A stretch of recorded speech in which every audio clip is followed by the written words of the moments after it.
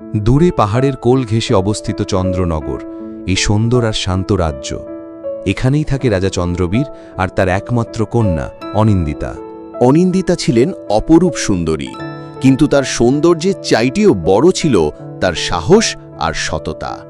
বহু রাজ্য থেকে রাজপুত্ররা বিয়ের প্রস্তাব পাঠাত, কিন্তু তিনি বলতেন, আমি বিয়ে করব তাকেই যে সাহসী, সৎ আর সত্যিকারের ভালো মানুষ। আরই চন্দ্রনগরের এক প্রান্তে পাহাড় আর ঘন জঙ্গলে ঘেরা এক ভয়ানক ভূখণ্ড, যেখানে দিনের আলোও ঢোকে না ঠিকমতো।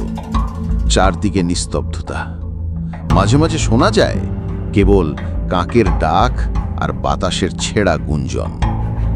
এই জঙ্গলের গভীরে লুকিয়ে আছে এক পুরনো অভিশপ্ত রহস্য, ডাইনি রাবিলা। তারপর সেই ভয়ঙ্কর ডাইনিটি বলল, অনিন্দিতা, তুই আমার অমরতার চাবি। রক্ত যদি রাজকীয় হয়, তখনই খুলবে অমরতার দ্বার। এই চন্দনের ধোঁয়া, এই নীল বিষফুলের রস, সব প্রস্তুত। এখন দরকার শুধু অনিন্দিতার হৃদয়ের স্পর্শ।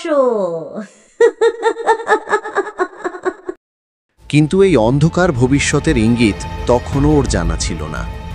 তখনও অনিন্দিতা ছিল নিজের ছোট্ট জগতে, যেখানে ছিল শুধু রঙিন স্বপ্ন আর নির্ভীক আনন্দ।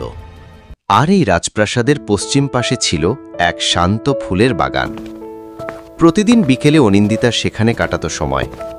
রঙিন প্রজাপতি, সুবাসিত ফুল আর পাখির গান ওর দিনগুলো যেন কল্পনার রাজ্যে ভেসে যেত। হঠাৎ একদিন অনিন্দিতা প্রতিদিনের মতোই বাগানে সময় কাটাচ্ছিল। প্রজাপতিরা উড়ছিল, ফুলেরা হাসছিল, সব কিছুই ছিল চেনা আর শান্ত। কিন্তু সেদিন সূর্যটা একটু তাড়াতাড়ি হেলে পড়ে, তাই রাজকুমারী রাজপ্রাসাদের দিকে রওনা দেয়। কিন্তু সে সময় হঠাৎ ভয়ঙ্কর ডাইনি তার সামনে উপস্থিত হয়। ডাইনিটি ভয়ঙ্করভাবে হাসতে থাকে। এতদিন খুঁজছিলাম তোকে রাজকুমারী, আজ আর পালাবার পথ নেই। আমার ছায়া থেকে কেউ বাঁচতে পারে না। কে তুমি? আমি তোমাকে চিনি না, দয়া করে সরে যাও, আমাকে যেতে দাও। তুই আমায় চিনবি না, তবুও তোর নিয়তি আমার হাতেই লেখা। তোকেই তো চাই, তোকে নিয়ে যাব আমার জাদুর জগতে, আর তোকে পূর্ণিমার রাতে মেরে আমি হব অমর। এরপর ডাইনি রাবিলা হঠাৎ রাজকুমারীর হাত জোর করে ধরে ফেলে। সঙ্গে সঙ্গে চারপাশে ছড়িয়ে পড়ে একটি ঝলমলে জাদুকরি আলো। যখন আলো মিলিয়ে যায়, তখন আর কেউ নেই। রাজকুমারী এবং ডাইনি দুজনেই অদৃশ্য হয়ে যায়। অদৃশ্য হবার পর ডাইনি রাবিলা রাজকুমারী অনিন্দিতাকে এক ভয়ঙ্কর জাদুকরি কারাগারে আটকে রেখেছে। চারদিক ঘন কালো ধোঁয়া, দেয়ালে ঝুলছে পুরনো হাড়গোড়, আর মাঝখানে বন্দী রাজকুমারী অনিন্দিতা। এর কিছুক্ষণ পরে ডাইনি রাবিলা রাজকুমারী অনিন্দিতার কাছে আসলো এবং বলল, কাল পূর্ণিমার রাত, ঠিক কাল রাতে তোর রক্তে আমি হব অমর। আর কেউ আমায় থামাতে পারবে না, কেউ না। না, দয়া করে আমাকে ছেড়ে দাও, আমি কিছুই করিনি। কেউ আছো? কেউ কি শুনতে পাচ্ছ? আমাকে বাঁচাও। আর অন্যদিকে রাজমহলে রাজকুমারী অনিন্দিতাকে না পেয়ে রাজমহলে হইচই সৃষ্টি হয়। তারপর এক সৈনিক ছুটে এসে রাজাকে জানায়, মহারাজ, রাজকুমারী কোথাও নেই, খুঁজেও পাওয়া যাচ্ছে না। লোকেরা বলছে তিনি হয়তো ভয়ঙ্কর জঙ্গলের দিকেই গেছেন। মনে হচ্ছে ডাইনি রাবিলা তাকে ধরে নিয়ে গেছে। কি বলছো তুমি? যে করেই হোক আমার রাজকুমারীকে ফিরিয়ে আনতেই হবে। মহারাজ, দুঃখিত, ডাইনির জাদু বলে পরাজিত হওয়া সহজ, কিন্তু তাকে জয় করে রাজকুমারীকে ফিরিয়ে আনা প্রায় অসম্ভব। অসম্ভব বলছো? তাহলে কে পারবে আমার মেয়েকে বাঁচাতে? একজন আছে মহারাজ, একজন মহান দরবেশ, তার নাম আল বরকাত। শোনা যায় তিনি জানেন ডাইনির দুর্বলতা। তিনি চাইলে পারেন রাজকুমারীকে মুক্ত করতে। আলবারকাত, যদি সত্যি তিনি ডাইনির দুর্বলতা জানেন, তবে তিনিই পারেন আমার কন্যাকে ফিরিয়ে আনতে। মন্ত্রী, যেভাবেই হোক আলবারকাতকে খুঁজে আনো। তাকে জানাও রাজ্যের ভবিষ্যৎ এখন তার হাতে। রাজার আদেশ দেওয়া মাত্রই মন্ত্রী দেরি না করে রাজ্যের সবচেয়ে তেজি ঘোড়াটি নিয়ে বেরিয়ে পড়লেন। তার একমাত্র লক্ষ্য সেই রহস্যময় দরবেশ আলবারকাতকে খুঁজে বের করা। বলা যায় না, তবে শুনেছিলেন দরবেশ থাকেন তিমির গুহা নামে এক অন্ধকার নির্জন পাহাড়ি গুহায়। মন্ত্রী সেই দিকেই রওনা দিলেন, আর ঠিক সেখানেই তিনি খুঁজে পেলেন আলবারকাতকে। তারপর মন্ত্রী গুহায় প্রবেশ করলেন। মন্ত্রী সেখানে দরবেশ আলবারকাতকে দেখলেন ধ্যানরত অবস্থায়। এরপর মন্ত্রী দরবেশকে বললেন, দরবেশ বাবা, দরবেশ বাবা, ও দরবেশ বাবা। কে? চন্দনগরের মন্ত্রী? আমি জানতাম তুই আসবি। বাবা, রাজ্যে ভয়ঙ্কর বিপদ নেমে এসেছে। রাজকুমারীকে কোথাও খুঁজে পাওয়া যাচ্ছে না। প্রজারা বলাবলি করছে ডাইনি রাবিলা রাজকুমারীকে ধরে নিয়ে গেছে। আমি বুঝতে পেরেছি, অন্ধকার শক্তি আবার জেগে উঠেছে। রাবিলা কেবল জাদু জানে না, সে ছলনাও জানে। তবে ভয় পাস না মন্ত্রী, তাকে হারানো সম্ভব। তোকে সাহসী হতে হবে আর একটু বিশ্বাস। আপনি বলুন বাবা, আমি কিভাবে রাবিলাকে পরাজিত করব? রাজকুমারীকে কিভাবে ফিরিয়ে আনব? তবে শোন মন্ত্রী, রাবিলা সাধারণ ডাইনিদের মতো নয়। তার গায়ে যতই আঘাত করা হোক না কেন, সে মরবে না। তাকে হারানোর একটাই উপায় আছে, বাহাদুর শমশের। বাহাদুর শমশের?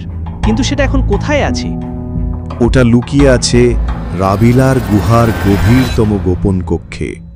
তবে মনে রেখো, এই তলোয়ার কেবল সেই তুলতে পারবে যার মন পবিত্র, আর যে অশুভ শক্তির সামনে কখনো নত হয়নি। যার হৃদয়ে লোভ, প্রতিশোধ বা ভয় আছে, তার জন্য এই তলোয়ার পাথরের সঙ্গে একীভূত থাকবে। আমি শপথ করছি দরবেশ বাবা, আমি যোগ্য প্রমাণ করব, বাহাদুর শমশের উদ্ধার করব আর ডাইনি রাবিলাকে শেষ করব। তাহলে যা মন্ত্রী, তবে মনে রাখিস, তোর মন যদি পবিত্র হয়ে থাকে, তাহলে তোকে কিছুই থামাতে পারবে না।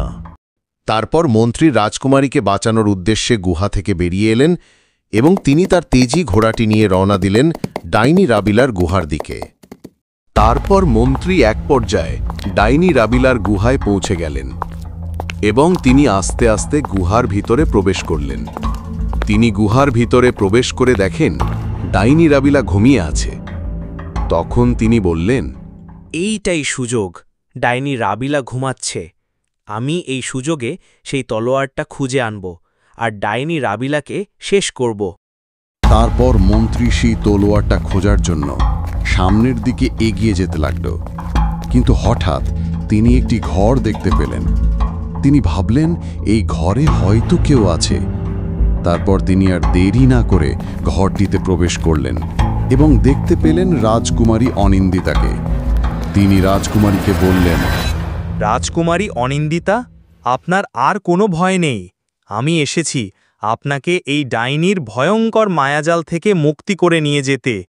আপনি জানেন না রাবিলা কতটা শক্তিশালী। যদি সে জেগে ওঠে, আমরা কেউ বাঁচব না। রাজকুমারী, আপনি চিন্তা করবেন না। দরবেশ আমাকে রাবিলাকে ধ্বংস করার কৌশল শিখিয়েছেন। তিনি বলেছেন একমাত্র বাহাদুর শমশের নামক তলোয়ার দ্বারা তাকে পরাজিত করা সম্ভব, আর সেই তলোয়ার এই গুহাই আছে। মন্ত্রী, আপনি আর দেরি করবেন না। ডাইনি কিন্তু জেগে যাবে। আপনি এখান থেকে যান। হ্যাঁ, আমি চলে যাচ্ছি রাজকুমারী অনিন্দিতা, কিন্তু আমি আপনাকে এই ভয়ঙ্কর ডাইনির হাত থেকে যেভাবেই হোক মুক্ত করব এবং আপনাকে রাজমহলে ফিরিয়ে নিয়ে যাব। তারপর মন্ত্রী ডাইনিকে মারার সেই তলোয়ার এর সন্ধানে বের হয় এবং তিনি গুহার আরো ভিতরে প্রবেশ করে হঠাৎ তিনি একটি কক্ষ দেখতে পান। তার কাছে অন্য সকল কক্ষগুলো থেকে এই কক্ষটা অনেক ভিন্ন মনে হয়।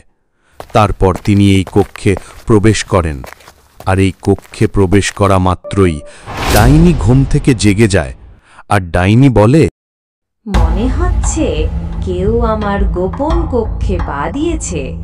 ওখানেই লুকানো আছে জাদুর সমশের। সেটা যদি কেউ হাতে পায়, আমার শেষ নিশ্চিত। না, আমি সেটা হতে দেব না। দেখি তো কে সেই দুঃসাহসী। তারপর ডাইনি যখনই সেই গোপন কক্ষের দিকে অগ্রসর হতে থাকে, তখনই মন্ত্রী সেই রহস্যময় শামশেরের কাছে যায় এবং মনে অনেক সাহস নিয়ে তলোয়ারটা হাতে তুলে নেয়। যখন সে তলোয়ারটা তুলে নেয়, ঠিক তখনই ডাইনি সেখানে উপস্থিত হয়। তখন ডাইনি বলতে থাকে, তোর এত বড় সাহস, তুই আমার এই কক্ষে প্রবেশ করেছিস? হ্যাঁ, করেছি রাবিলা। তোর অন্ধকার মায়ার অবসান আজ এখানেই হবে। এই বাহাদুর শমশের দিয়ে আমি তোর দুঃশাসনের ইতি টানবো আজ। কি কি বললি তুই? আমাকে মারবি? দাঁড়া, আমি তোকে এক্ষুনি ওই রাজকুমারীর মতো বন্দি করে রাখবো। ডাইনি যখন মন্ত্রীকে বন্দি করার জন্য এগিয়ে এলো, ঠিক তখনই মন্ত্রী আর দেরি করলেন না। হাতে থাকা বাহাদুর শমশের তিনি ঝলসে তুললেন। একই মুহূর্তে ডাইনির শরীরে আঘাত করলেন। আঘাতের সাথে সাথে ডাইনি মাটিতে লুটিয়ে পড়ল, আর সেখানেই তার অন্ধকার জীবনের শেষ হল। তারপর মন্ত্রী ধীরে ধীরে এগিয়ে গেলেন সেই কক্ষে যেখানে রাজকুমারীকে বন্দি করে রাখা হয়েছিল। তিনি কক্ষের ভিতরে ঢুকে দেখেন, যেখানে রাজকুমারীকে বন্দি করে রাখা হয়েছিল সেখানে বন্দি খাঁচা আর নেই, আর রাজকুমারী মুক্ত হয়ে গিয়েছে। তারপর রাজকুমারী বলল, মন্ত্রী মহাশয়, আপনি সত্যিই আমাকে রক্ষা করেছেন। আপনার সাহস না থাকলে আমি কখনো মুক্ত হতাম না। এই বিজয় শুধু আমার নয় রাজকুমারী, এটা ছিল সত্য আর পবিত্রতার বিজয়। অল্প কিছুক্ষণ পরেই মন্ত্রী রাজকুমারীকে নিয়ে ফিরলেন রাজমহলে। রাজা উদ্বিগ্ন চোখে তাদের দিকে তাকিয়েছিলেন। তারপর মন্ত্রী বললেন, মহারাজ, আমি সেই ভয়ঙ্কর ডাইনিকে বধ করেছি আর রাজকুমারীকে নিরাপদে ফিরিয়ে এনেছি। আমি সফল হয়েছি মহারাজ। মন্ত্রী, তুমি শুধু আমার কন্যাকে নয়, সমগ্র রাজ্যকে রক্ষা করেছ। তুমি প্রমাণ করেছ তুমি সত্যিকারের সাহসী আর পবিত্র হৃদয়ের মানুষ। তারপর রাজা খুশি হয়ে রাজকুমারী অনিন্দিতার হাত মন্ত্রীর হাতে দিলেন এবং বললেন, আজ থেকে তুমিই আমার রাজকুমারীর যোগ্য সঙ্গী। আমি তোমাদের বিবাহের ঘোষণা দিলাম। তারপর রাজ্যের চারিদিকে আনন্দের ঢেউ ছড়িয়ে পড়ল। ডাইনির অন্ধকারের অবসান হল, আর শুরু হল সাহস আর সত্যের নতুন রাজত্ব।